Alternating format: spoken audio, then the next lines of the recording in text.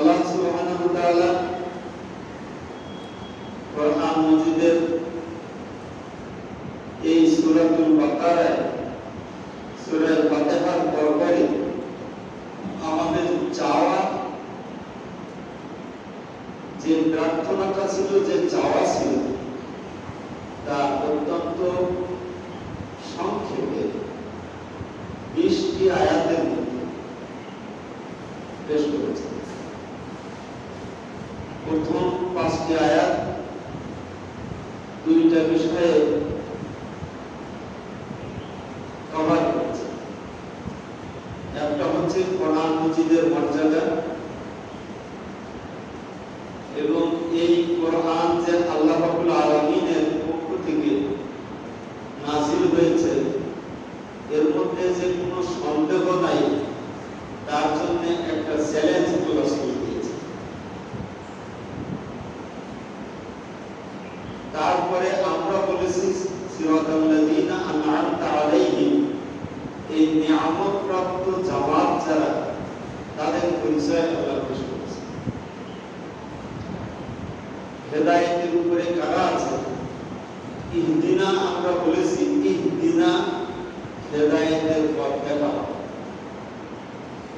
আর আল্লাহ রাব্বুল আলামিন সেই হেদায়েতের পথে কারা আছে তাদের আলোচনা এই 5টি আয়াতের মধ্যে এসেছে।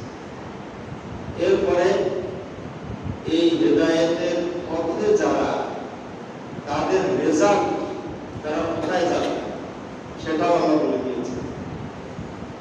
এই 5টি আয়াতের মধ্যে আল্লাহ রাব্বুল আলামিন এই কোরআন মাজিদ যে সর্বশেষ কিতাব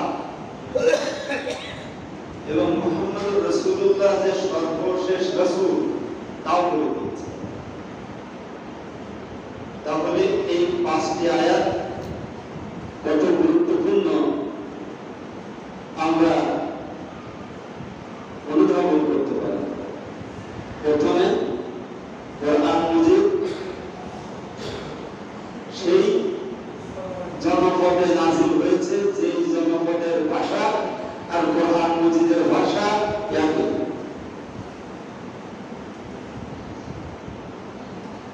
ইন্না আনজালনাহু কুরআনান আরাবিয়্যান লাআল্লাকুম তা'কিলুন, আমি এই কোরআনকে আরবি ভাষায় নাযিল করেছি যাতে তোমরা সহজেই বুঝতে পারো। তো প্রথমত আরবি ভাষাভাষীরা বুঝেছেন, আর কোরআনের আলোচনা সৌন্দর্য এত সুন্দর যে আল্লাহ রাব্বুল আলামিন বলে দিয়েছেন, ওয়ালাকাদ ইয়াসসারনাল কুরআন, আমি কোরআনকে সহজ করে দিয়েছি লিযিকর, উপদেশ গ্রহণ করার জন্য আর উপদেশ দেওয়ার জন্য, তেলাওয়াতের জন্য অত্যন্ত সহজ করে দিয়েছি। আমরা বাংলাদেশের মানুষ, আমাদের ভাষা আরবি না, বাংলা। তারপরেও বাংলায় কোনো কিতাবের ইমাতা থেকে ওমাতা পর্যন্ত আমাদের ছেলেরা কেউ মুখস্থ করতে পারে না, অথচ 6-7 বছরের বাচ্চা আমাদের দেশে কোরআন মাজিদের হাফেজ হাফেজা খুঁজে পাওয়া যায় না যায়। এটা আল্লাহর ওয়াদা বাস্তবায়ন করেছেন, ইন্না নাহনু নাযালনাল যিকরা ওয়া ইন্না লাহু লাহাফিজুন, আমি আমার জিকির নাযিল করেছি, হেফাজতের দায়িত্ব আমি আল্লাহ আমার পুত্রকে উঠিয়ে নিয়েছি। এই জন্য এই হেফাজত ছোট্ট ছোট্ট 6, 7, 8, 9, 10, 12 বছরের বাচ্চাদের মাধ্যমে তাদের সিনা থেকে সিনায় এই পর্যন্ত কোটি কোটি সিনার মধ্যে কোরআন মাজিদ রয়েছে। কোরআন মাজিদ যদি জানিয়ে দেওয়া হয়, এই লিখিত কোরআন গোটা বিশ্বে যদি একজিল কোরআন মাজিদও খুঁজে না পাওয়া যায়, তাহলে কয়েক মিনিটের মধ্যে হাজার হাজার লক্ষ লক্ষ কোরআন মাজিদ, আবার কোটি কোটি কোরআন মাজিদ ছাপিয়ে গোটা বিশ্বে সরবরাহ করা সম্ভব না অসম্ভব? তাদের মাধ্যমে, ওই 6-7 বছর বাচ্চাদের মাধ্যমে। তাহলে আল্লাহ রাব্বুল আলামিন যে বললেন, ওয়ালাকাদ ইয়াসসারনাল কুরআনা লিযিকর ফাহাল মিন মুদ্দাকির, আমি কোরআনকে সহজ করে দিয়েছি, এটা সত্য বলেছেন না মিথ্যা বলেছেন? সত্য বলেছেন। আমরা আমাদের বাংলা ভাষাভাষীরাও 6-7 বছরের বাচ্চা বাচ্চারা যেমন হাফেজ হচ্ছে, ওই দক্ষিণ আফ্রিকার মানুষেরাও 6-7 বছরের হাফেজ হচ্ছে। আবার অন্য উত্তর গোলার্ধ, দক্ষিণ গোলার্ধ, উত্তর মেরু, দক্ষিণ মেরু, পূর্ব পশ্চিম, গোটা বিশ্বে যে জায়গায় 10 জন মুসলমান বাস করে তার ভিতরে 2 জন হাফেজ পাওয়া যায়। তো আল্লাহ রাব্বুল আলামিন সর্বপ্রথম চ্যালেঞ্জ শুরু দিয়ে বললেন আলিফ লাম মিম, এর অর্থ তোমরা জানো নাকি? পারলে বলো দেখি এর অর্থটা কি? আলিফ লাম মিম। এরপরে তোমার একটা চ্যালেঞ্জ শুরু দিয়ে জালিকাল কিতাবুল লা রাইবা ফিহি, আমাদের দেশের মানুষ যখন কোনো কিতাব লেখে, বিশ্বের সব জায়গার মানুষ যখন কোনো বই লেখে, ভূমিকায় লিখে দেয়, মানুষ হিসাবে ভুল ত্রুটি হওয়া স্বাভাবিক। যদি কারোর দৃষ্টিতে কোনো ভুল পরিলক্ষিত হয় তাহলে সংশোধনের উদ্দেশ্যে আমাকে অবহিত করলে আমি তা সংশোধন করে নেব এবং কৃতজ্ঞতা প্রকাশ করব। কি এটা লেখা থাকে না? থাকে না, প্রত্যেক ভূমিকায় লেখা থাকে। আর আল্লাহ রাব্বুল আলামিন ভূমিকায় বলেছেন জালিকাল কিতাবুল লা রাইবা ফিহি, তোদের কাছে ওই দুঃখ প্রকাশ করার কোনো দরকার নাই, আবার সংশোধনের দরকার নাই, এর মধ্যে কোনো ভুলই নাই, কোনো ভুল নাই। জালিকাল কিতাবুল লা রাইবা ফিহি। এই জন্য সবচেয়ে মজার ব্যাপার হচ্ছে এই, ওই যে রাশিয়ান প্রেসিডেন্ট গর্বাচেভের আমলে মিখাইল গর্বাচেভ, নাম হচ্ছে মিখাইল গর্বাচেভ, মুসলমানের ছেলে। তিনি কমিউনিস্ট আন্দোলনের পরে আর মিখাইল থাকিনি, মিখাইল হয়ে গেছে। নামাজ কালামের ধার ধারতেন না, কারণ হচ্ছে তারা কমিউনিস্ট। তো আমাদের দেশের কমিউনিস্টেরও একই অবস্থা, তারা দেয়ার ইজ নো গড, আল্লাহ বলতে কেউ নাই, এই মতে বিশ্বাস। তো যাই হোক, তার আমলে রাশিয়ান মিউজিয়াম থেকে কয়েক টন ওজন একটা, কোন ঘটনায় আমি শুনেছি সেই সময় ওই যে বিবিসি থেকে সিরাজুর রহমান সাহেব উনি বলছিলেন 40 মণ ওজন একটা কোরআন শরীফ। এই কোরআন শরীফটা লিখিত হচ্ছে হযরত ওসমান রাদিয়াল্লাহু তাআলা আনহুর সময়। এই কোরআন মজিদ আর বর্তমান কোরআন মজিদের সাথে মিলিয়ে দেখা গেছে একটা নোক্তা কমা পূর্ণচ্ছেদ কোনো জায়গায় কোনো পরিবর্তন নাই। সুবহানাল্লাহ। তাহলে এই কোরআন যে অলৌকিক, এই কোরআন যে লৌহে মাহফুজের কোরআন, হেফাজতের দায়িত্ব যে আল্লাহ গ্রহণ করেছেন, আল্লাহ রাব্বুল আলামিন সেই দায়িত্ব পালন করে যাচ্ছেন, হেফাজত করে যাচ্ছেন। আর এই হেফাজতের মধ্যে হেফাজত পাঠিয়েছে মানুষ। আল্লাহ রাব্বুল আলামিনের হেফাজত ঠিকই আছে। এই 5টা আয়াতে আমি বলছিলাম কোরআন মাজিদ চ্যালেঞ্জ করেছে বিশ্ববাসীর কাছে। আবার এই 5টা আয়াতে আমরা যে বলেছি হেদায়েতের পথ দেখাও, সেই হেদায়েতের পথের আলোচনা সংক্ষেপে এই 5টা আয়াতের মধ্যেই আছে। রাসূলুল্লাহ সাল্লাল্লাহু আলাইহি ওয়াসাল্লাম শেষ রাসূল, কোরআন মাজিদ শেষ কিতাব, এটাও এই এর মধ্যেই আছে। কিভাবে থাকলো? আল্লাহ রাব্বুল আলামিন বলেছেন আল্লাযীনা ইউমিনুনা বিল গায়ব ওয়া ইউকিমুনা সালাতা ওয়া মিম্মা রাযাকনাহুম ইউনফিকুন। এর আগে আল্লাহ রাব্বুল আলামিন বলেছেন যে আল্লাযীনা বিমা উনজিলা ইলাইকা ওয়া মা উনজিলা মিন ক্বাবলিক। এখানে আল্লাযীনা ইউমিনুনা বিমা উনজিলা ইলাইকা ওয়া মা উনজিলা মিন ক্বাবলিক, এর ভিতরেই রাসূল সাল্লাল্লাহু আলাইহি ওয়াসাল্লাম শেষ রাসূল, এই কিতাব সর্বশেষ কিতাব, এর পরে কোনো কিতাব আসবে না তো বলা আছে। আল্লাহ রাব্বুল আলামিন বলেন ওই সমস্ত মানুষেরা মুমিন যারা এই কিতাবের উপরে ঈমান রাখে আর এর আগের কিতাবের উপরে ঈমান রাখে। এই রকম আয়াত আগের কিতাবে ছিল না, তাওরাত জবুর ইনজিলে ছিল না। সেখানে কথা ছিল মুবাশশিরান বিরাসূলি ইয়াতি মিন বাদি ইসমুহু আহমদ, আমার পরে একজন রাসূল আসবে, সেই রাসূলের নাম আহমদ। আমার উপরে ঈমান আনা তোমাদের উপরে যেমন ফরজ, আহমদের উপরে ঈমান আনাও তেমন ফরজ। তাহলে ওই আহমদ তখন ছিল না, আহমদ আসবে মিন বাদিহি, আমার পরে। যেমন ভাবে হযরত মুসা বলে গিয়েছেন আমার পরে, ঈসা বলেছেন আমার পরে, দাউদ বলেছেন আমার পরে, সুলাইমান বলেছেন আমার পরে, ইব্রাহিম বলেছেন আমার পরে, ইসমাঈল বলেছেন আমার পরে। এইভাবে আগের নবীগুলো সবাই বলেছেন আমার পরে।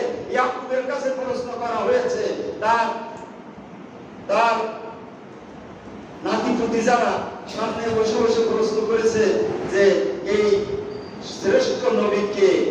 তিনি জবাব দিয়েছিলেন শ্রেষ্ঠ নবী হচ্ছে হযরতে মুহাম্মদুর রাসূলুল্লাহ সাল্লাল্লাহু আলাইহি ওয়াসাল্লাম। শ্রেষ্ঠ নবী তিনি আসবেন কবে? তিনি আসবেন সবার শেষে। তোমার আমার চাচা ইসমাইলের বংশে তিনি আসবেন। সুবহানাল্লাহ। আমার চাচা ইসমাইলের পরে এই ইসমাইলের বংশে তিনি আসবেন। রাসূল সাল্লাল্লাহু আলাইহি ওয়াসাল্লাম বলেছেন, আনা ইবনু যবিহাইন, আমি দুই যবিহার সন্তান। ইসমাইল একজন যবিহা, আমার পিতা একজন যবিহা।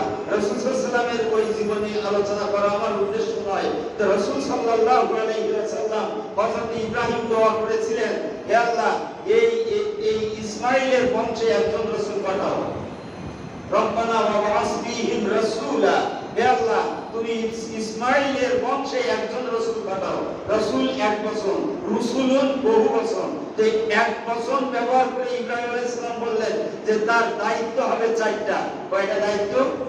চারটা। এক নম্বরে আতলু আলাইহিম আয়াতিকা, তোমার আয়াত এই কোরআন তেলাওয়াত করে করে মানুষদেরকে শোনাবে। ওয়া ইউযাক্কিহিম, তাদের পবিত্র করবে। ওয়া ইউআল্লিমুহুল কিতাব ওয়াল হিকমা, তাদেরকে কিতাবের ইলম দান করবে, জ্ঞান বিজ্ঞান উপহার দেবে। এইভাবে এই ইয়াসিন ওয়াল কোরআনিল হাকীম, হিকমতপূর্ণ বিজ্ঞানপূর্ণ কোরআন মানুষকে শিক্ষা দেবে। এইটাই হচ্ছে সেই ইসমাইলের বংশে যে রাসূল আসবে তার দায়িত্ব এটাই হবে। আল্লাহ রাব্বুল আলামিন বললেন, কবুল করে নিলাম। সেই দোয়ার ফসল হচ্ছে আনা দাওয়াতু ইব্রাহিম। রাসূল বলছেন, আমি ইব্রাহিম আলাইহিস সালামের দোয়ার ফসল। সুবহানাল্লাহ। ইব্রাহিম আলাইহিস সালামের দোয়ার ফসল আল্লাহ দোয়া কবুল করে একজন পাঠাইছেন।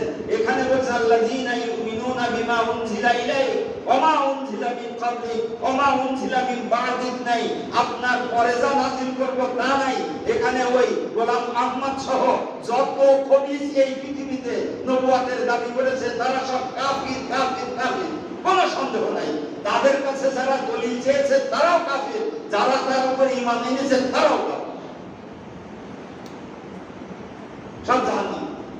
এই জন্য কারণ হচ্ছে এখানে আল্লাহ বলে দিয়েছেন কিতাব আসছে আগে, পরে কোনো কিতাব নাই। আল্লাযীনা ইউমিনুনা বিমা উনজিলা ইলাইক, আপনার উপরে যে কিতাব নাযিল করা হয়েছে কোরআন তার উপরে ঈমান রাখে। ওয়া মা উনজিলা মিন ক্বাবলিক, আপনার আগে তাওরাত জবুর ইনজিল তার উপরেও ঈমান রাখে। আর তাদের কাছে বলা ছিল যে এই কিতাবের উপরে ঈমান রাখে, আগের কিতাবের উপরে ঈমান রাখে, পরবর্তী মুহাম্মদ সাল্লাল্লাহু আলাইহি ওয়াসাল্লামের উপরে ঈমান রাখে। সুবহানাল্লাহ। তাদের কিতাবে বলা ছিল। আল্লাহ রাব্বুল আলামিন কোরআন মাজিদে তাও বলে দিয়েছেন, নবীদের থেকেও আমি ওয়াদা নিয়েছি, ওয়া ইয আখাযনা মিনান নাবিয়্যিনা মিসাকাহুম লামা আতাইতুকুম মিন কিতাবি ওয়া হিকমা সুম্মা জাআকুম রাসূলুন, তোমাদের পরে একজন রাসূল আসবে যে তোমাদেরকে মানুষদেরকে দাওয়াত দেবে, ইসলামের দাওয়াত। তারপরে আল্লাহ রাব্বুল আলামিন বলছেন, আকরারতুম ওয়া আখাযতুম আলা যালিকুম ইসরি, তোমরা ওয়ালা তানসুরুন্না ওয়ালা তুমিনুন্না, তার উপরে ঈমান আনা, তার উপরে তাকে সাহায্য করা তোমাদের উপরে তখন ওয়াজিব হয়ে যাবে, ফরজ হয়ে যাবে। এইজন্য রাসূল সাল্লাল্লাহু আলাইহি ওয়াসাল্লাম বলেছেন, লাউ কানা মুসা হাইয়া, আজকে মুসা যদি জীবিত থাকতো, মা ওয়াসিআহু ইল্লা ইত্তিবাই, তার রাসূলগিরি চলতো না, আমার উম্মত হয়ে বসবাস করতো। মুসা আলাইহিস সালামের মতো পাওয়ারফুল রাসূল যদি মুহাম্মদ সাল্লাল্লাহু আলাইহি ওয়াসাল্লামের সময় বেঁচে থাকতেন, আর সমস্ত নবী রাসূল যদি বেঁচে থাকতেন, সূর্য ওঠে, চাঁদ তারা বেঁচে থাকে না মরে যায়? বেঁচে থাকে। চাঁদ তারা আকাশে থাকে, সূর্যের আলোয় তার দেখা যায় না। কিন্তু সেই রকমই মুহাম্মদুর রাসূলুল্লাহ সাল্লাল্লাহু আলাইহি ওয়াসাল্লাম নবুয়তের সূর্য যদি চাঁদ তারার মতো সমস্ত নবী এবং রাসূল বেঁচে থাকতেন, মুহাম্মদ সাল্লাল্লাহু আলাইহি ওয়াসাল্লামের আবির্ভাবের সাথে সাথে সমস্ত নবী রাসূলের নবুয়ত ক্যান্সেল হয়ে রাসূল সাল্লাল্লাহু আলাইহি ওয়াসাল্লামের উম্মত হিসেবে বসবাস করা তাদের জন্য ফরজ হয়ে যেত। এই জন্য সর্বশেষ যখন ঈসা আলাইহিস সালাতু ওয়াস সালাম আসবেন, তিনি নবী হয়ে আসবেন না, রাসূল সাল্লাল্লাহু আলাইহি ওয়াসাল্লামের উম্মত হয়ে আসবেন। পাঁচটা আয়াত।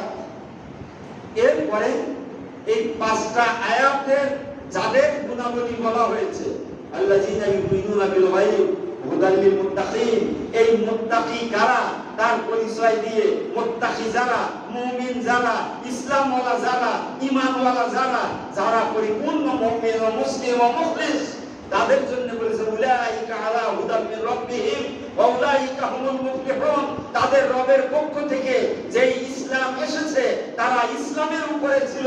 আল্লাযীনা আমানু বিআয়াতিনা ওয়া কানু মুসলিমিন। হাশরের ময়দানে যখন বলা হবে যে তোমরা উদখুলুল জান্নাতা আনতুম ওয়া আজওয়াজুকুম তুহবারুন, সূরা আয-যুখরুফে বলা হচ্ছে যে তুমি তোমার বন্ধু বান্ধব সহ স্ত্রী পুত্র সহ যাও জান্নাতে। এই জান্নাতে যাওয়ার অধিকার অর্জন করেছে কিভাবে জানো? আল্লাযীনা আমানু বিআয়াতিনা ওয়া কানু মুসলিমিন। তারা আমার এই আয়াতগুলির উপরে ঈমান এনেছিল। ওয়া কানু, তারা ছিল কোন জায়গায়? হাশরের ময়দানে বলা হবে ওয়া কানু, তারা ছিল। কোথায় ছিল? দুনিয়ায়। কোথায় ছিল? এই পৃথিবীতে। মুসলিমিন, ইসলাম আলা ছিল, মুসলমান ছিল, হেদায়েতের উপরে ছিল। উলাইকা আলা হুদাম মির রাব্বিহিম, উলাইকা আলা হুদাম মির রাব্বিহিম। এদেরকে হাশরের ময়দানে বলা হবে ওয়া কানু মুসলিমিন। সুবহানাল্লাহ। ওয়া কানু মুসলিমিন, এরা মুসলমান ছিল। এদের বলা হচ্ছে যে উলাইকা হুমুল মুফলিহুন, এরা সফলতা অর্জনকারী অর্থাৎ জান্নাতি। আল্লাহর সাথে মোলাকাত, আল্লাহর সাথে দিদার এদের জন্য। সুবহানাল্লাহ। পরবর্তীতে মাত্র 2টা আয়াত নাযিল হয়েছে। আমরা বলেছি গায়রিল মাগদুবি আলাইহিম ওয়ালা দাল্লিন। মাগদুব আর দাল্লিনদের জন্য 2টা আয়াত। কাতাবাল্লাহু আলা কুলুবিহিম ওয়া আলা সামইহিম ওয়া আলা আবসারিহিম গিশাওয়া। এদের সম্পর্কে 2টা আয়াত নাযিল হয়েছে মাত্র। এরপর ইন্নাল্লাযিনা কাফারু থেকে এই আজিম পর্যন্ত। এরপরে একটা ডেঞ্জারাস জামাত এই উম্মতের মধ্যে, সবচেয়ে নির্দিষ্ট ডেঞ্জারাস, যা যে শব্দ আল্লাহ ফিরাউনের জন্যও ব্যবহার করেননি। জাহান্নামে যে স্তরে যাবে সে ফিরাউনের জন্যও ব্যবহার করেনি, আবু জাহেলের জন্যও ব্যবহার করেনি, এই জামাতের জন্য ব্যবহার করেছে। ডেঞ্জারাস দল এরা। এটা তাদিনাল মুনাফিকিনা ফি দারকিল আসফালি মিনান নার, জাহান্নামের একেবারে শেষ, জাহান্নামের তলায় যারা থাকবে, কঠিন অবস্থা। এদের সম্পর্কে 13টা আয়াত। কয়টা? তাহলে আমি 21 নম্বর আয়াত তেলাওয়াত করেছি। এর আগে কয়টা আয়াত গেছে? 20টা। আগে কয়টা গেছে? 20টা। 20টার ভিতরে মুমিনদের জন্য 5টা, কাফিরদের জন্য 2টা। তাহলে 5 আর 2 7। তাহলে 20 থেকে 7 বাদ দিলে কত থাকে? 13। এই 13টা আয়াত নাযিল হয়েছে, 13টা আয়াত খরচ করেছেন আল্লাহ রাব্বুল আলামিন এদের স্বভাব চরিত্র বলার জন্য। আল্লাহ রাব্বুল আলামিন প্রথম শুরু করেছেন এদের সম্পর্কে। আমিনান নাসে মান ইয়াকুলু আমান্না বিল্লাহি ওয়া বিল ইয়াউমিল আখির ওয়া মা হুম বিমুমিনিন। এরা মুমিন বলে, আখিরাতে বিশ্বাস করেছি, রাসূলের রিসালাতে বিশ্বাস করেছি, সব বিশ্বাস করি আমি, কিন্তু আল্লাহ রাব্বুল আলামিন বলেন আসলে ওরা মুমিন না। ওয়া মা হুম বিমুমিনিন। রাসূলের সাথে এরা নামাজও পড়েছে, রাসূলের সাথে জানাজায় হাজির হয়েছে, রাসূলের সাথে জিহাদে অংশগ্রহণ করেছে। এরকম তাদের দেখলে আল্লাহ রাব্বুল আলামিন বলেছেন ওয়াইজা রাআইতাহুম, হে রাসূল যখন তুমি তাদেরকে দেখবে, তুজিবুকা আজসামাহুম, তাদের যেই বডি ফিগার, তাদের পোশাক আশাক, তাদের চেহারা, তাদের চালচলন তোমাকে হতবাক করে দেবে। তুমি অবাক হয়ে দেখবে যে এসি ভালো উন্নত হয় না। এইবার তার পাশে যখন যাবা তখন তুমি বুঝবা যে কান্নাহু খুশুবুম মুসান্নাদা, এটা হচ্ছে শুকনো একটা গাছ, যেই গাছটা দেয়ালের গায়ে ঠেস লাগানো আছে, গোড়ার মধ্যে শিকড় নাই।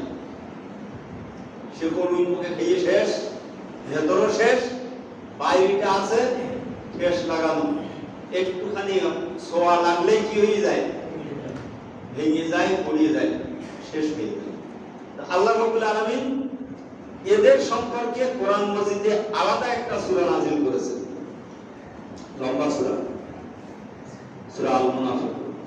এদের সম্পর্কে 13টি আয়াত আল্লাহ ব্যয় করেছেন। তাদের গুণাবলীও এখানে আল্লাহ রাব্বুল আলামিন বলেছেন। এরা মনে করে মুমিন যারা তাদেরকে ধোঁকা দিচ্ছে, আল্লাহ এবং আল্লাহর রাসূলের উপরে যারা ঈমান আনে তাদেরকে এরা ধোঁকা দেয়। আল্লাহ রাব্বুল আলামিন ওয়া ইয়াখতাউনা ইল্লা আনফুসাহুম ওয়া মা ইয়াশউরুন, তারা বুঝতে পারছে না তারা যে ধোঁকা কাউকে দিচ্ছে না, নিজে ধোঁকায় পড়ছে। কারণ বিপদ যখন আসবে তখন বুঝবে, তখন কি বলবে? তখন ইয়া লাইতানি, হায় আফসোস যদি আমার হতো মা'আর রাসূলি সাবিলা, রাসূলের সাথে আমার যদি কোনো সম্পর্ক থাকতো, আলেম ওলামাদের সাথে আমার যদি লিংকেজ থাকতো দুনিয়ায়, আলেমদের দলে যদি আমি থাকতাম, রাসূল সাল্লাল্লাহু আলাইহি ওয়াসাল্লামের দলে যদি আমি থাকতাম, খুব ভালো হতো। ইয়া লাইতানি লাম আত্তাখিজ ফুলানান কালিলা, হায় হায় আমি যদি অমুককে বন্ধু না বানাতাম কত না ভালো হতো। লাকাদ আদাল্লানি আনি যিকরি বাদা ইল হাদানি, আমি তো হেদায়েতের পথ পেয়ে গিয়েছিলাম, আমি তো কোরআনের পথ পেয়ে গিয়েছিলাম, কিন্তু আমার এই বন্ধু বান্ধবরা, আমার এই নেতারা আমাদেরকে পথভ্রষ্ট করে দিয়েছে। তখন ধোঁকায় পড়বে কে? ওই ব্যক্তি ধোঁকায় পড়ে যাবে, শয়তানের কাছে যাবে, ইবলিসের কাছে যাবে। বড় হুজুর, মজার ব্যাপার হচ্ছে আমরা তো জান্নাতে ছিলাম, জান্নাত থেকে আমরা ইবলিসের কারণে পৃথিবীতে আসছি। আল্লাহ রাব্বুল আলামিন এই আয়াতের 3-4 আয়াত পরে আল্লাহ রাব্বুল আলামিন বলেছেন যে শয়তান তোমাদের দুশমন, শয়তান তোমাদের দুশমন। এই শয়তানকে দুশমন হিসাবেই মনে করতে হবে। আমরা যেমন শয়তানের শত্রু, ইবলিসও তেমন আমাদের শত্রু। কিন্তু মুশকিল হয়েছে এই, কোন কোন ক্ষেত্রে আমরা নফসের কারণে, শয়তানের সুন্দর সুন্দর ভাষার কারণে আমরা মনে করি এটা আমাদের বন্ধু, কিন্তু যাকে বন্ধু মনে করি সে আমাদের কখনো বন্ধু হয় না, সে কখনো বন্ধু হয় না। সে তার কাজ উদ্ধার করে চলে যায়, তার কাজ হচ্ছে জাহান্নামের দিকে, জাহান্নামের পথ দেখানো। ইন্নাশ শাইতানা লা ইয়ামুহুনা ইলা আউলিয়াইহিম, শয়তান তাদের বন্ধু বান্ধবের উপরে ওহী নাযিল করে, বুদ্ধি দেয়, কুমন্ত্রণা দেয়, প্ল্যান দেয়, তাদের কাছে নীল নকশা তাদের কাছে দিয়ে দেয়। ইসলামকে কিভাবে প্রতিহত করতে হবে, কোন বুদ্ধি দিয়ে এটা করতে হবে, এটা বলে দেয়। এখন এই শয়তান আমাদের শত্রু, আর আমরা যে শয়তানের শত্রু এই চিন্তা আমাদের নাই। শত্রুকে শত্রু হিসাবে চেনাই সবচেয়ে বড় বিষয়। আমরা যারা আমাদের শত্রু তাদেরকে আমরা বন্ধু বানিয়ে দেশে এনে, ঘরে যদি কোনো ডাকাতকে আপনি মেহমান বানান, বানিয়ে যদি ঘরের মধ্যে জায়গা দেন, তাহলে ঘরের ভেতরে ঢুকতে তার যে কষ্টটা করতে হতো সেই কষ্ট আর হয় না, ঘরের ভেতর থেকেই আপনার জীবনটা নিয়ে চলে যায়। যেমনটা ইসরায়েল করছে ওই ফিলিস্তিন তথা মুসলিমদের। এই শত্রুদেরকে মেহমান বানিয়ে জায়গা দেওয়ার পরে তারা এখন আমাদের পাছায় লাথি মেরে সেখান থেকে বাইর করে দিচ্ছে। বাইর করে দিলে তো আর কথা ছিল না, জীবন ব্যক্তি শেষ করছে, আমাদের মান সম্মান শেষ করছে, আমাদের ইজ্জত সম্মান শেষ করছে, আমাদের প্রিয় মসজিদ যা আমাদের প্রথম কাবা সেটাকেও তারা নিচে দিয়ে 4টা রাস্তা, বিশাল বিশাল রাস্তা, এই বাইতুল মুকাদ্দাসের নিচে দিয়ে বড় বড় রাস্তা নিয়ে গেছে, সেখান দিয়ে রীতিমতো গাড়ি চলাচল করে বাইতুল মুকাদ্দাসের নিচে দিয়ে, যে জায়গায় হাইকালে সুলাইমান আলাইহিস সালাতু ওয়াস সালামের ব্যবহৃত লাঠি সহ পোশাক আশাকের আলাদা একটা জায়গা ছিল, আলাদা একটা ঘর ছিল, সেই জায়গাটা একদিন ধসে পড়ে সেটাও ধ্বংস হয়ে গিয়েছে। মুসলমানদের এত বড় নিয়ামত ধ্বংস হয়েছে, যেই ধ্বংসের কথা, যেই ধ্বংসের আর কখনো ক্ষতিপূরণ হবে না এদের কারণে। তো এইরকম আমরা আমাদের শত্রুদেরকে না বুঝে তাদেরকে ঘরে জায়গা দেই, তাদেরকে করি, তখন আমরা বুঝবো যখন আল্লাহ রাব্বুল আলামিন এই শত্রুর কারণে আমাকে জাহান্নামের পথ দেখিয়ে দেবেন, জাহান্নামের পথ দেখিয়ে দেবেন। তখন বলবে ওয়াকালা শাইতানু লাম্মা কুদিয়াল আমর ইন্নাল্লাহা ওয়া'আদাকুম ওয়া'দাল হক ওয়া ওয়া'আদতুকুম ফাআখলাফতুকুম। সেই মহাবিপদের সময় আল্লাহ আমরা ইবলিসের কাছে যাব, যে বলবো মিস্টার ইবলিস, অবস্থা তো অত্যন্ত খারাপ, এখন তুমি তো ওয়াদা করেছিলে সাহায্য করবা, সাহায্য করো। বলবে ইন্না ওয়া'আদাকুম ওয়া'দাল হক, আল্লাহ যে ওয়াদা করেছিল, ওলামায়ে কেরাম যে কথা তোমাদেরকে বলেছিলেন, সিরাতুল মুস্তাকিম ছাড়া মাকতুম আর দলিনের পথে কখনো কি নাই, মুক্তি নাই। মুক্তির একমাত্র পথ হচ্ছে কোরআন এবং সুন্নাহ, এর বাইরে মুক্তির কোনো গ্যারান্টি নাই। এইটাই সত্য। আমি যে ওয়াদা করেছিলাম যুখরুফাল কাওলে গুরুরা, তোমাদের কাছে অত্যন্ত চাকচিক্যময় কথা বলেছিলাম, তোমরা ধোঁকায় পড়ে আমাকে বন্ধু হিসাবে গ্রহণ করেছিলে। আমি এখন ওয়া'আদতুকুম ফাআখলাফতুকুম, আমি এটা খেলাফ করলাম। তবে একটা কথা শোনো, ওমা কানা লি আলাইকুম মিন সুলতান, তোমাদের উপরে আমার কোনো জোর খাটানোর সুযোগ ছিল না, তোমাদের উপরে আমার কোনো দলিল ছিল না, তোমাদের উপরে আমার কোনো পাওয়ার ছিল না। ইল্লা আন দা'আতুকুম ফাস্তাজাবতুম লি, আমি শুধু দাওয়াত দিয়েছি, তোমরা সেই দাওয়াতে হই হই কাণ্ড আর হই হই ব্যাপার শুনেই অমনি হু করে সেই দিকে কুত্তার মতো দৌড়িয়ে গিয়েছো। কাজেই ফালা তালুমুনি ওয়ালুমু আনফুসাকুম, আমাকে গালি দিও না, তোমরা নিজেরা নিজেদেরকে গালি দাও, তোমরা বোকা ছিলে। তো ওই সময় ইবলিসের কথা শুনেও আমরা ওই শত্রুর কোনো মোকাবেলা করতে পারবো না। এভাবে তাদের গুণাবলী, তাদের বৈশিষ্ট্য আল্লাহ রাব্বুল আলামিন এই 13টি আয়াতে অত্যন্ত সুন্দর করে বলেছেন যে যখন তাদেরকে বলা হয়, তখন তাদেরকে বলা হয় লা তুসিদু ফিল আরদ, জমিনে সন্ত্রাস করো না, জমিনে চাঁদাবাজি করো না, জমিনে এই ধরনের অশান্তি সৃষ্টি করো না। তখন তারা বলে অশান্তি যা হয়ে গেছে গেছে, অমুকের ঘাড়ে চাপিয়ে দাও, আমাদের ঘাড়ে এটা চাপিও না। এটা কাদের লক্ষণ বলেন তো? ইন্নামা নাহনু মুসলিহুন, তারা বলে আমরা তো সংস্কারবাদী, আমরা তো শান্তি চাই, আমরা শান্তি প্রতিষ্ঠিত করতে চাই। অমুক অমুক শান্তি প্রতিষ্ঠিত করতে দেয় না। যত নষ্টের গোড়া ইসলাম, যত নষ্টের গোড়া মুসলমানরাই, যত নষ্টের গোড়া, এরা রড কাটে, এরা এই করে, এরা সেই করে, যত দোষ তাদের উপরে চাপিয়ে দাও। আমাদের দেশে ঘটেছে না, ঘটে নাই? ঘটেছে না যে তাদের লিডার বলছে যে এটা অমুকের ঘাড়ে চালিয়ে দাও, ইসলামপন্থীদের ঘাড়ে চাপিয়ে দাও। আল্লাহ রাব্বুল আলামিন বলছেন যে তাদের যখন বলা হয় ফিতনা ফাসাদ করো না, লা তুসিদু ফিল আরদ, তখন তারা বলে ইন্না নাহনু মুসলিহুন, আমরা তো সংস্কারবাদী, আমরা শান্তি চাই, আমাদের ছেলেরা শান্তির পথে ছাড়া অশান্তির পথে যেতে পারে না। আল্লাহ রাব্বুল আলামিন তাদের পরিচয় দিয়ে বলছেন আলা, সাবধান হয়ে যাও, তোমরা জেনে রাখো তারাই হচ্ছে অশান্তিকারী। উলাইকা হুমুল মুফসিদুন, তারাই হচ্ছে অশান্তিকারী, তারাই হচ্ছে ফিতনা ফাসাদ সৃষ্টিকারী, তারাই চাঁদাবাজ, তারাই ধান্দাবাজ, তারা ভেলকিবাজ, তারা টেন্ডারবাজ, যা কিছু তারাই করে। এগুলো শুধু ইসলাম না থাকার কারণেই করে। আল্লাহ রাব্বুল আলামিন এরপরে বলছে ওয়াইজা কিলা লাহুম, যখন তাদের বলা হয় আমিনু কামা আমানান নাস, তোমরা ঈমান আনো যেমন ভাবে সাহাবায়ে কেরাম ঈমান এনেছে, অন্যান্য মানুষেরা যেমন রাসূলকে মেনে নিয়েছে, ঘরের মধ্যেও মেনে নিয়েছে, মসজিদের মধ্যেও ইমাম বানিয়েছে, জিহাদের ময়দানে ইমাম বানিয়েছে, বিচার ক্ষেত্রে ইমাম বানিয়েছে, জীবনের সর্বক্ষেত্রে মুহাম্মদ রাসূলুল্লাহ সাল্লাল্লাহু আলাইহি ওয়াসাল্লামের নেতৃত্ব এবং আল্লাহ রাব্বুল আলামিনের কর্তৃত্বের অধীনে জীবন যাপন করাকে তারা মেনে নিয়েছে। তোমরাও আমিনু, তোমরাও এরকম মেনে নাও। তখন তারা বলে আনুমিনু, আমরা কি ঈমান আনবো, মেনে নেব। কামা আমানা সুবাহা, ওই পোকাগুলো বোঝে না, তারা অর্থনীতি বোঝে না, এই মৌলবীরা অর্থনীতি বোঝে না, সমাজনীতি বোঝে না, এরা মেইনটেনেন্স ক্ষমতা কম, উদারতার অভাব। যদি কেউ অসামাজিক ভাবে চলে, অনিসলামী সমাজের পক্ষে কয়, সেই জায়গায় বিরোধিতা করাই হচ্ছে কি অসামাজিকতা। যে জায়গায় পর্দার কথা বলা হয়, যে জায়গায় বোরকা পরার কথা বলা হয়, তখন বলা হয় এটা সেকেলে, এটা ওই খেজুর বাগানের সেই কথিত সংস্কৃতি, ওটা এখন প্রগতিশীল যুগে চলে না।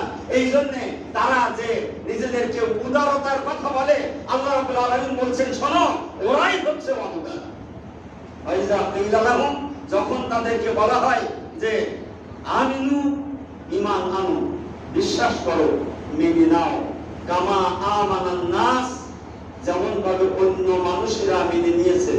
ওই আব্দুল্লাহ ইবনে উবাই এবং তার দলকে যদি বলা হয় আমিনু, তোমরা ঈমান আনো, কামা আমানান নাস, যেমন ভাবে আবু বকর, ওমর, ওসমান, আলী সহ সাহাবায়ে কেরাম ঈমান এনেছে, রাসূলের সাথীরা ঈমান এনেছে, বদরি সাথীরা বদরি সাহাবীরা ঈমান এনেছে, উহুদের শহীদরা শুহাদায়ে উহুদ ঈমান এনেছে, শুহাদায়ে বদর ঈমান এনেছে। তারপরে ওই যে সুলহ হুদাইবিয়ার সদস্যরা ঈমান এনেছে, মক্কা বিজয়ের সাথীরা ঈমান এনেছে, ওই হুনাইনের সাথীরা ঈমান এনেছে। তোমরাও সেই রকম ঈমান আনো। তাহলে আমরা কি কত বোকা? তাই আমরা ঈমান আনবো? তারা বুঝে না বলেই মুহাম্মাদের মেনে নেয়। তাদের মাধ্যমে যদি এখন ইসলাম আসে, বন্ধুহীন হয়ে যাবে, কেউ আর দেশে সহযোগিতা করবে না, কেউ সহযোগিতা করবে না, সবাই বিরোধিতা করবে। আরে মিয়া, সবাই বিরোধিতা করা আর আল্লাহর সহযোগিতা করা, এই বিরোধিতার কি কোনো মূল্য আছে নাকি? আফগানকে তো বিরোধিতা করে দেখেছে তারা, কিন্তু তারা নিজের জায়গায় দাঁড়িয়ে ইসলাম দেখিয়ে দিয়েছে গোটা বিশ্বকে কিভাবে আত্মনির্ভরশীল হতে হয়। এরপরে আল্লাহ রাব্বুল আলামিন এই জামাতের পরিচয় দিতে যে আরেকটা গুরুত্বপূর্ণ পরিচয় তুলে ধরেছে, ওয়াইজা লাকুল্লাযীনা আমানু ক্বালু আমান্না। আলিমদের সমাজে যখন তারা বসে, তখন তারা আলিমরা যা বলে ঠিক আছে হুজুর, জি জি জি। আর যখন ওখান থেকে বেরিয়ে আসে, তখন তাদের কাছে জিজ্ঞাসা করে দেখেন, তাদের সেই ইসলাম বিরোধী দলীয় চিন্তা চেতনা ছাড়া তাদের মধ্যে আর কোনো কিছুই খুঁজে পাওয়া যায় না, কিছুই খুঁজে পাওয়া যায় না। কোরআন সেইটাই বলেছে যে যদি এরা যখন মুমিনদের সাথে মেশে, আল্লাহ ওয়ালাদের সাথে মেশে, রাসূল ওয়ালাদের সাথে মেশে, কোরআন ওয়ালাদের সাথে মেশে, তখন তাদের একরকম চেহারা হয়। আর যখন ইসলাম বিরোধীদের সাথে মেশে, তখন তাদের চেহারা আরেক রকম হয়। এরপরে আল্লাহ রাব্বুল আলামিন এবার এদের রেজাল্টটা দিয়ে দিচ্ছেন। উলাইকাল্লাযীনা ইশতারাউদ দালালাতা বিল হুদা ফামা রাবিহাত তিজারাতুহুম ওয়ামা কানু মুহতাদিন। এরা তারাই যারা দলালাতকে গ্রহণ করেছে, পথভ্রষ্টতাকে গ্রহণ করেছে, ইসলাম সমাজকে গ্রহণ করেছে, আর ইসলামী সমাজকে বর্জন করেছে। উলাইকাল্লাযীনা ইশতারাউদ দালালাতা, তারা গ্রহণ করেছে দলালাতকে। দলালাত মানে কি বলো না? পথভ্রষ্টতা। তাহলে পথভ্রষ্টতা শুধু আমি একা বলি না, আলেমরা সবাই যারা অর্থ করতে জানে তারাই বোঝে যে দলালাত মানে কি? পথভ্রষ্টতা। পথভ্রষ্টতাকে তারা গ্রহণ করেছে বিল হুদা, হেদায়েতের পরিবর্তে। হেদায়েতের পরিবর্তে, ইসলামের পরিবর্তে ইসলাম বিরোধীদেরকে তারা গ্রহণ করেছে। উলাইকাল্লাযীনা ইশতারাউদ দালালাতা বিল হুদা ফামা রাবিহাত তিজারাতুহুম ওয়ামা কানু মুহতাদিন। এদের এই ব্যবসাটা খুব লাভবান হতে পারেনি। ইসলামকে বর্জন করে অনিসলামকে গ্রহণ করা, বর্জন গ্রহণের এই নীতিমালাটা সঠিক নয়। কে বলছে? আল্লাহ। আর এই পথে গেলে হেদায়েত পাওয়া যায় না। ওয়ামা কানু মুহতাদিন। এদের এবার দুইটা দৃষ্টান্ত দিয়েছে, এত সুন্দর দৃষ্টান্ত, আমি তো প্রথমে বুঝেই নাই যে এই দৃষ্টান্তটা মুনাফিকদের সাথে কিভাবে মেলে। আল্লাহ রাব্বুল আলামিন বলছেন, আও কাসাইয়্যিমিন মিনাস সামাই ফীহি যুলুমাতুন ওয়া রা'দুন ওয়া বারকুন ইয়াজআলুনা আসাবি'আহুম ফী আযানিহিম মিনাস সাওয়াইকি হাযারাল মাউত ওয়াল্লাহু মুহীতুন বিল কাফিরিন। ইসলামের দৃষ্টান্ত মুনাফিকদের সাথে দিচ্ছে আল্লাহ রাব্বুল আলামিন। কিভাবে? বর্ষা রহমতের হয়, গজবেরও হয়, হয় কিনা? কিন্তু আমরা বর্ষাকে স্বাভাবিকভাবে কি বুঝি? রহমত। তো আল্লাহ রাব্বুল আলামিন বলছেন আও কাসাইয়্যিমিন মিনাস সামাই ফীহি, আকাশ থেকে যে পানি, রহমতের পানি বর্ষণ হয়, ইসলাম আকাশ থেকে আসছে না জমিন থেকে আসছে? জমিন থেকে আসে মানে ইসলাম, আর আকাশ থেকে আসে কি? রাসূলুল্লাহ সাল্লাল্লাহু আলাইহি ওয়াসাল্লামকে আল্লাহ রাব্বুল আলামিন বলেন কাদ নারা তাকাল্লুবা ওয়াজহিকা ফিস সামা, রাসূলুল্লাহ সাল্লাল্লাহু আলাইহি ওয়াসাল্লামের মন চেয়েছে কাবার দিকে ফিরে নামাজ পড়তে, এখন আকাশের দিকে তাকায়।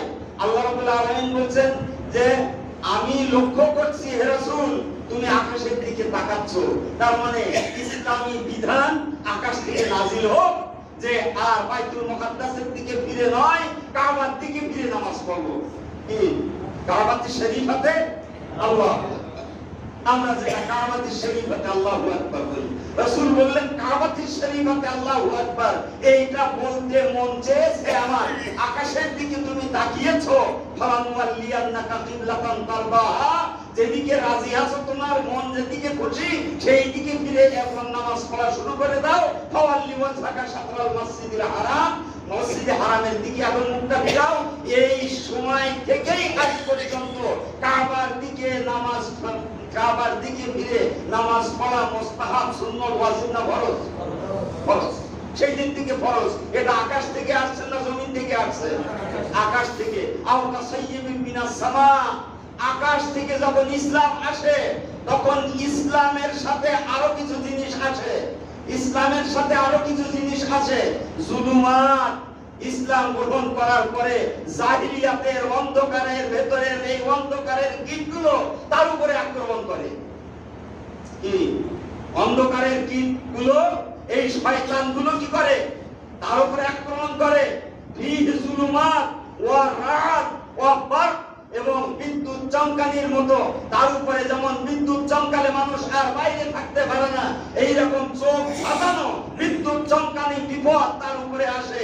বারক, এবং এই যে চরকা পড়া, বিদ্যুৎ পড়া, এইগুলো তখন দেখা দেয়, তখন ইসলামের উপরে আর টিকে থাকা যায় না, এইরকম মনে হয়। কিন্তু ওই অবস্থায় যারা বিলালের মতো আহাদ আহাদ আহাদ ঘোষণা করতে পারে তারাই হচ্ছে মুসলমান। আল্লাহ রাব্বুল আলামিন বলেন মুনাফিকরা পারে না, ইসলাম ওয়ালারা পারে। সুবহানাল্লাহ। আও কাসাইয়্যিমিন মিনাস সামাই ফীহি যুলুমাতুন ওয়া রা'দুন ওয়া বারক ইয়াজআলুনা আসাবিআহুম ফী আযানিহিম, এর থেকে বাঁচার জন্য বিভিন্ন কৌশল সে অবলম্বন করে, বিভিন্ন কৌশল অবলম্বন করে।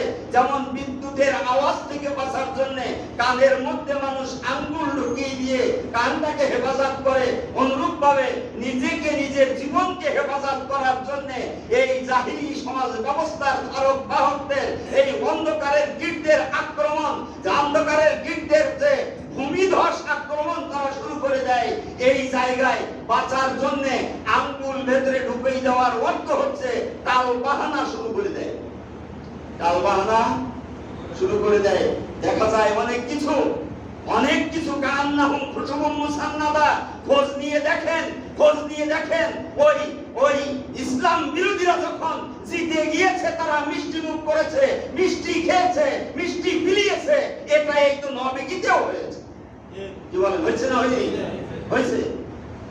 কানের মধ্যে আঙুল ঢুকিয়ে দেয়,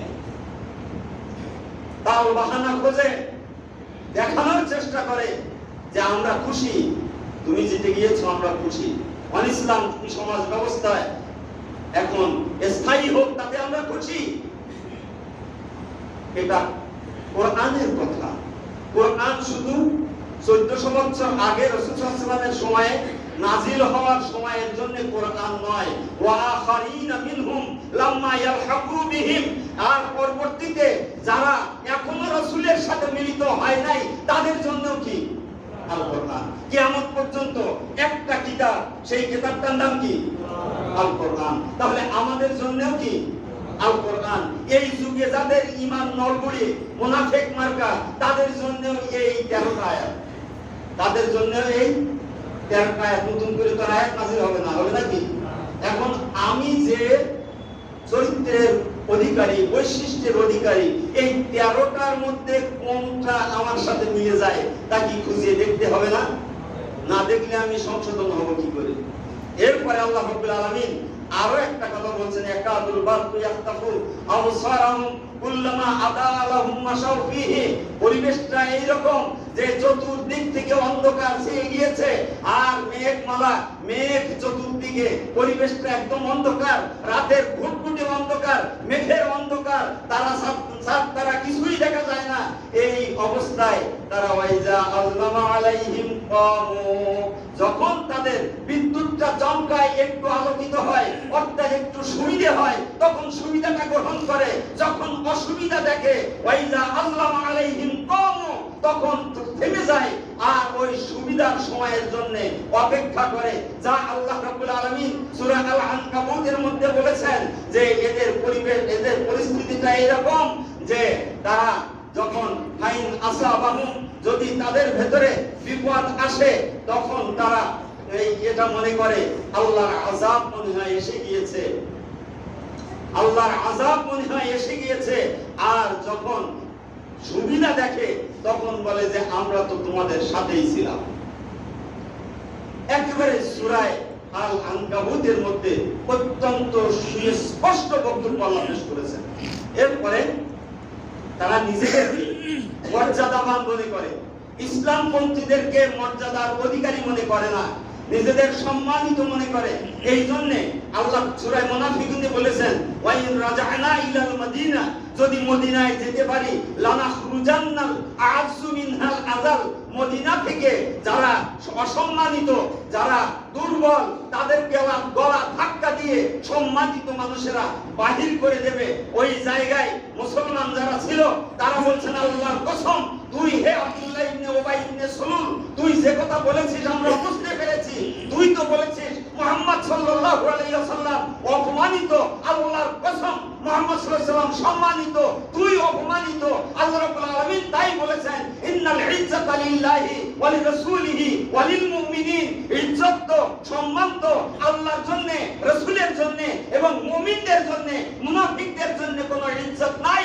এই জন্য আব্দুল্লাহ ইবনে উবাই ইবনে সুলুলের নিজের আপন সন্তান, গর্ভজাত সন্তান, তার নাম ছিল আব্দুল্লাহ, সে খাঁটি মুসলমান ছিল। যখন মদিনার মধ্যে ওই আব্দুল্লাহ ইবনে উবাই এই মুনাফিকের উটটা ঠোকে, তার ঘোড়াটা যখন মদিনায় পা দেবে, সাথে সাথে যেয়ে ঘোড়ার পায়ে আঘাত করে ঘোড়াকে বসিয়ে দিয়ে সামনে তলোয়ার খুলে দাঁড়িয়ে গিয়েছে। আল্লাহর কসম, যত সময় তুই ব্যাখ্যা না করবি ইজ্জতওয়ালা কে আর বেইজ্জতওয়ালা কে, এর ব্যাখ্যা যদি না করিস, তাহলে এই তলোয়ার দিয়ে তোর মাথা দ্বিখণ্ডিত করে দেব। চিল্লাচিল্লি শুরু করেছে বেটা। এবার রাসূল সাল্লাল্লাহু আলাইহি ওয়াসাল্লামের কাছে খবর গিয়েছে। রাসূল সাল্লাল্লাহু আলাইহি ওয়াসাল্লাম বললেন, তোমার পিতা আব্দুল্লাহ ইবনে উবাই ইবনে সুলুল তো মুনাফিকের সর্দার, ওকে আল্লাহর কাছে ছেড়ে দাও। যদি আমরা এখন তাকে হত্যা করি, তাহলে বলবে মুহাম্মদ নিজের দলের লোককে হত্যা করে, মানুষেরা বলবে, অপপ্রচার শুরু হয়ে যাবে। কাজেই তার ব্যবস্থা আল্লাহ রাব্বুল আলামিন করবেন। এদের কাজ হচ্ছে মুসলমানদেরকে, ইসলামওয়ালাদেরকে অপমানিত মনে করে, সম্মানিত মনে করে না। নিজের দলের নেতা নেত্রীদেরকে তারা সম্মানিত মনে করে, তাদের মর্যাদাবান মনে করে, তাদেরকে অনেক যোগ্যতা সম্পন্ন মনে করে। আর ইসলাম আমাদের যোগ্যতা একটাই যে তারা বোঝে এই কথা বলার পরে সার্বভৌম ক্ষমতার মালিক একমাত্র আল্লাহ। এই কথা বলার পরে এই সেকুলারিস্টদের এই আওয়ামী আদালত আমাদেরকে নিষিদ্ধ করবে, এটা বোঝার পরেও তারা তার থেকে এক চুলো সরে আসেনি। তাদের নিবন্ধন বাতিল হয়েছে, প্রতীক বাতিল হয়েছে। আল্লাহ রাব্বুল আলামিন বলেছেন আমাকারু আমাকারাল্লাহ আল্লাহু খায়রুল মাকিরিন। আল্লাহ রাব্বুল আলামিন সেই প্রতীক এবং তাদের সেই নিবন্ধন সবটা উভয়টাই ফিরিয়ে দিয়েছেন। এটা হচ্ছে এই যুগের নেফাকির একটা ছোট্ট নমুনা আমি আপনাদের কাছে পেশ করলাম। মর্যাদা কাদের, মর্যাদা কাদের, এটা 5 তারিখের আগে পর্যন্ত বোঝা যাচ্ছিল না। 5 তারিখের পর থেকে মর্যাদা কাদের হয়েছে এটা বোঝা গেছে না যায়নি? বোঝা গেছে। আল্লাহ সুবহানাহু ওয়া তাআলা আমাদেরকে এই চরিত্র থেকে বাঁচার তৌফিক দান করুন। এবার 21 নম্বর আয়াতে আল্লাহ রাব্বুল আলামিন এই 3 দল, মুমিন, মুনাফিক এবং কাফির সবাইকে ইজমালি ভাবে বলছেন, ইয়া আইয়ুহান নাস, হে মানুষেরা, হে সকল মানুষেরা, হে মুমিনরা, হে কাফিরেরা, হে মুনাফিকেরা, তোমরা আসো ঐক্যবদ্ধ হয়ে, ইয়া আইয়ুহান নাস উবুদু রাব্বাকুম, তোমাদের রবের ইবাদত করো, তোমাদের রবের আনুগত্য করো, তোমাদের রবের অধীনতা মেনে নাও, তার সামনে মাথা নত করো। ও বুদু রাব্বাকুম আল্লাযী খালাকাকুম, তোমরা যিনি তোমাদের সৃষ্টি করেছেন, তোমরা কিছুই ছিলে না। হাল আতা আলাল ইনসানি হিনুম মিনাদ দাহর লাম ইয়াকুন শাইআম মাযকুরা, তোমাদের নাম পর্যন্ত তোমাদের পিতামাতাও জানতো না। তোমাদের পিতামাতা পৃথিবীতে আসার আগে তোমাদের পিতামাতা, তোমাদের দাদারাও জানতো না আমার এই রকম একটা সন্তান হবে। তোমার পরিচয়হীন ছিলে তুমি। খুলিকাল ইনসানু দাঈফা, খুলিকাল ইনসানু হালুআ, তাদেরকে একেবারে দুর্বল করে আল্লাহ রাব্বুল আলামিন পৃথিবীতে পাঠিয়ে দিয়েছে। তোমরা তো তাই ছিলে। কাজেই যে কাইফা তাকফুরুনা বিল্লাহ ওয়া কুনতুম আমওয়াতা, আল্লাহর বিরোধিতা কিভাবে করো? তোমরা তো মৃত্যু ছিলে, তোমাদের কোনো অস্তিত্বই ছিল না। সবাইকে ডাক দিয়ে দিয়ে আল্লাহ রাব্বুল আলামিন বলছেন, আল্লাহ প্রতিশোধ দিতে চান না, আল্লাহ জান্নাত দিতে চান। কি সবাইকে কি দিতে চান? জান্নাত দিতে চান। রাসূলকে বারবার মেরেছে আবু জাহেল, বারবার মেরেছে। রাতের অন্ধকারে যে আবু জাহেলের কাছে দাওয়াত দিয়েছে, রাসূলের একেবারে দেশ থেকে তাড়িয়ে দেবে, তারপরেও দোয়া করেছে, আল্লাহুম্মা হাদি কওমি ফাইন্নাহুম লা ইয়ালামুন, হে আল্লাহ তুমি এদের হেদায়েত দাও, কারণ এরা জানে না, এরা বোঝে না, এরা ইসলাম বোঝে না, এরা তোমার মর্যাদা বোঝে না। সাউফাত তালিবু ওয়াল মাতলুব ওয়া মা কাদারুল্লাহ হাক্কা কাদরিহি, তোমার মর্যাদা কি এরা জানে না, তাই তারা বিরোধিতা করছে। তুমি যাকে হেদায়েত দাও তাকে তো কেউ গোমরাহ করতে পারে না।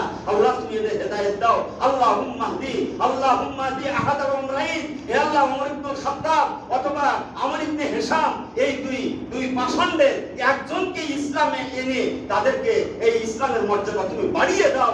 আল্লাহ রাব্বুল আলামিন রাসূলের দোয়া ওমর ইবনুল খাত্তাবের জন্য দোয়া কবুল করেছেন, করে তাকে আশারায়ে মুবাশশারার একজন গুরুত্বপূর্ণ দ্বিতীয় ব্যক্তি বানিয়েছেন, তাকে খোলাফায়ে রাশিদের দ্বিতীয় ব্যক্তি বানিয়েছেন, কিয়ামত পর্যন্ত ইনসাফের প্রতীক বানিয়েছেন। সুবহানাল্লাহ। কিয়ামত পর্যন্ত ন্যায় বিচারকের প্রতীক বানিয়েছেন কে? আল্লাহ রাব্বুল আলামিন। তাকে? ওমর ইবনুল খাত্তাব রাদিয়াল্লাহু তাআলা। তার জন্য রাসূলের দোয়ায়। এই জন্য রাসূলের পথ ছাড়া ভাই মুক্তির কোনো পথ নাই, রাসূলের পথ ছাড়া হেদায়েতের কোনো পথ নাই, রাসূলের পথ ছাড়া মৃত্যুর সময় মুখে মুস্কি হাসির কোনো পথ নাই, রাসূলের পথ ছাড়া ভিন্ন পথে হাঁটবো, মৃত্যুর সময় মুখটা কালো হয়ে যাবে, কবরটা কবর থাকবে না, জাহান্নামের টুকরায় পরিণত হয়ে যাবে, আর ওই কবরে সাপের গর্তে পরিণত হবে, আগুনের গর্তে পরিণত হবে, জাহান্নামের দরজা খুলে দেওয়া হবে। রাসূল সাল্লাল্লাহু আলাইহি ওয়াসাল্লাম আমার চেহারার দিকে তখন আর তাকাবে না, রাসূলের চেহারাটাও মলিন হয়ে যাবে। আমাকে ফেরেশতারা তখন বলবে যে এই ব্যক্তি দুনিয়ায়ও খারাপ ছিল, এখনো খারাপ, হাসরে উঠবে এই অবস্থায়, ইনশাআল্লাহ তাআলা কুনতা আলা দালালা, তুমি পথভ্রষ্টতার উপরে ছিলে আর এখনো আছো পথভ্রষ্টতার উপরে, আর কিয়ামতের দিন উঠবাও আল্লাহ রাব্বুল আলামিন চাইলে এই অবস্থায়। এটা কি খুব ভালো অবস্থা হবে? না, মোটেও ভালো অবস্থা না। এই জন্য আসুন, মান রব্বুকা ওমা দীনুকা ওমান নবিয়ুকা, আমাদের আমল দিয়ে এই প্রশ্নের জবাব তৈরি। আল্লাহ সুবহানাহু ওয়া তাআলা আমাদের তৌফিক দান করুন।